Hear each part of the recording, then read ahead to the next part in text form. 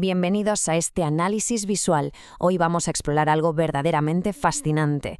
Fijaos bien porque vamos a ver cómo el progreso tecnológico, la conquista a nivel global y la explotación humana no fueron cosas que pasaran por casualidad o de forma aislada, para nada. Actuaron como engranajes perfectamente interconectados en la mismísima máquina del capitalismo del siglo XIX. Así que vamos a entrar de lleno y desgranar cómo funcionaba todo este inmenso sistema. A ver, para entender bien esta época, tenemos que ponernos en la piel de las grandes potencias industriales de aquel momento y ver cómo se autopercibían. Lejos de verse como simples conquistadores que iban a por recursos, ellos se consideraban a sí mismos como auténticos faros de la modernidad. Básicamente, justificaban toda su expansión como una enorme misión civilizadora, cuyo objetivo era llevar la luz al resto del mundo. Y bueno, hay que admitir que la época, la famosa Segunda Revolución Industrial, parecía pura magia. Fijaos en las fechas. En apenas unas décadas pasamos de ir a caballo a ver maravillas que cambiarían la historia para siempre. El teléfono, el primer automóvil a gasolina, la absoluta genialidad del cinematógrafo de los hermanos Lumière e incluso empezamos a volar con el aeroplano. Una auténtica locura. Pero claro, a medida que vamos quitando capas a todos estos avances científicos increíbles, nos topamos con una pregunta que es ineludible. Es absolutamente crucial plantearse qué fue exactamente lo que alimentó este gigantesco motor de progreso y, sobre todo, quién acabó pagando el precio real para que todo esto pudiera existir. Sección 1. El motor capitalista, la segunda revolución industrial. Una de las consecuencias más bestias de toda esta revolución fue cómo se aceleraron las comunicaciones. Inventos como el telégrafo, la radio y el cine tuvieron un efecto increíble. Literalmente hicieron que el mundo encogiera. De repente, zonas súper remotas estaban conectadas en un único y enorme sistema económico mundial. Y si miramos los datos, todo este crecimiento a nivel físico dependía casi exclusivamente de lo que llamaban el caballo de hierro. Las redes de ferrocarril pegaron un estirón explosivo, eran literalmente las arterias de este nuevo sistema capitalista, y estaban diseñadas específicamente para sacar materias primas del interior hacia los puertos y de ahí directas a las fábricas de Europa y Norteamérica. Pero ojo, que la revolución no se quedó solo en las vías del tren, sino que entró de lleno en las propias fábricas. Para exprimir al máximo la eficiencia se inventaron nuevos modos de trabajar. Teníamos la división de tareas, sí, pero fue Henry Ford quien le dio una vuelta de tuerca social brutal. El Fordismo.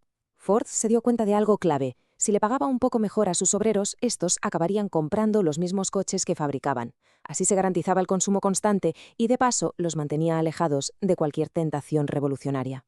Si nos asomamos al interior de estas fábricas, el cambio es simplemente radical. La figura del artesano de toda la vida, aquel que conocía todo el proceso de creación de un objeto, desapareció casi por completo. La nueva cadena de montaje pedía a gritos masas inmensas de trabajadores, cuya única función era repetir una y otra vez el mismo movimiento mecánico, todo el día, todos los días. Claro, pongámoslo en perspectiva. Montar toda esta tremenda infraestructura tecnológica y todas esas máquinas requería una cantidad de dinero que es difícil de imaginar. Y así nace lo que conocemos como el capitalismo financiero. Los grandes bancos dijeron, oye, ya no solo vamos a prestar dinero, empezaron a comprar acciones, a gestionar inversiones a lo bestia y a fusionarse con las industrias. El resultado, monopolios gigantescos que dictaban el destino de sectores enteros, eliminando la competencia de un plumazo. Pasamos a la sección 2. El apetito global, la era del imperialismo. Entonces, ¿qué pasa cuando este inmenso y súper eficiente motor industrial empieza a quedarse sin recursos y sin consumidores locales? Pues que la respuesta es una expansión global súper agresiva. A principios del siglo XX, las potencias europeas ya se habían hecho con el control de casi toda África, Oceanía y enormes partes de Asia. Para que os hagáis una idea de la escala, un abrumador 65% de la población mundial vivía gobernada por potencias coloniales. Pero hay que entender que esta expansión tan brutal no ocurrió por un solo motivo. Fue una mezcla de cosas. Por un lado, Europa había pegado un salto de población increíble, pasando de 300 a más de 450 millones de habitantes en un abrir y cerrar de ojos, y necesitaban espacio. Además, el nacionalismo estaba por las nubes y exigía victorias militares. Y si a todo esto le sumas la excusa ideológica de que era su deber moral civilizar a otras culturas, pues tienes la tormenta perfecta para la conquista. El resultado visual más claro de toda esta ambición es este mapa tras la Conferencia de Berlín. Es impresionante verlo porque, literalmente, se sentaron, cogieron una regla y trazaron líneas en un mapa para repartirse un continente entero. Ignoraron absolutamente todo lo que ya existía allí, las fronteras tribales, las distintas religiones, los idiomas, sembrando, sin saberlo, la semilla de incontables conflictos futuros. Al leer los textos históricos de la época, vemos que el imperialismo tenía dos caras muy distintas. Sí, por un lado, las metrópolis construyeron infraestructuras modernas y redujeron bastante la mortalidad trayendo prácticas sanitarias. Pero claro, el reverso de la moneda es escalofriante. Todo esto se logró robando sistemáticamente las tierras a los pueblos indígenas, destrozando sus economías locales e imponiendo una segregación social durísima. Llegamos a la sección 3, el combustible humano, la realidad de la clase obrera. Después de ver el motor y su alcance mundial, toca hablar del combustible. Todo ese deslumbrante progreso escondía una contradicción tremenda. Al poner un automóvil reluciente de la época al lado de la imagen de niños descalzos trabajando en telares, vemos el lado más oscuro del siglo XIX. El progreso y los lujos de unos pocos se sostenían directa y literalmente sobre la miseria absoluta de la inmensa mayoría. Y aquí, textos como los análisis de Friedrich Engels dan en el clavo por completo. Nos documentan paso a paso cómo la industrialización se cargó a los pequeños artesanos y partió a la sociedad en dos bandos muy claros y enfrentados. La burguesía, dueña del capital y de las fábricas, y un gigantesco proletariado que, al no tener absolutamente nada, se veía obligado a vender su esfuerzo físico solo para poder comer. Esta frase resume a la perfección la mentalidad fría y calculadora del momento. El trabajador dejó de ser visto como un ser humano con una vocación. Pasó a ser un mero engranaje, una herramienta más, que se valoraba exactamente de la misma manera que se valoraría un montón de carbón o una pieza de acero.